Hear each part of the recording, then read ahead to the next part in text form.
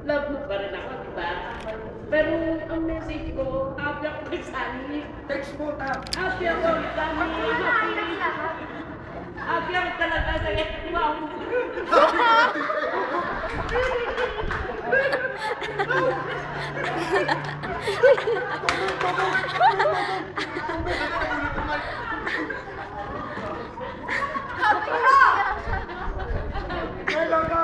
Hindi nga talaga. Masaya ako. Andito na si Ate Mel. Diba? Bing, nabi mo. Umulit yung dalawa. Nabi mo, tubig. Bakit patay?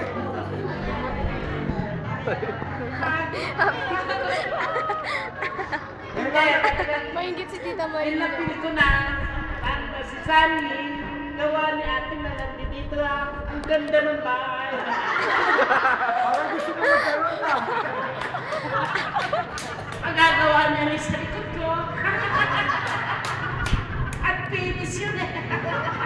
Tita, pamangkin muna. Wawa naman pamangkin.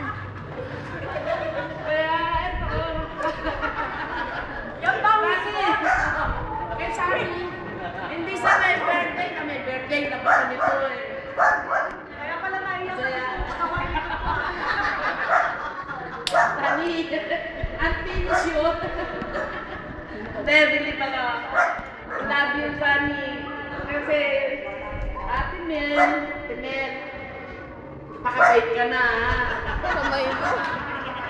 Mahalin mo sila. Hindi ko maibibigay sa iyo. Love yan.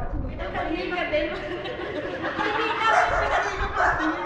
Hindi ka din. Isa lang ikaw mo. Pagkila ko dyan. Ito Peggy, reminder. Siya may birthday siya. Waiting na niya. Kaya ko, di ka pa mag-aasawa. Baka may post ka na nun. Kaya mo yan. Saka pagka nakapagtrabaho ka, share mo sa mga pinsan mo. Ano, di ba? Masaya na ako. Pero masaya sa ako na. Tama ko, ayaw ko na. Yay! Wala ka.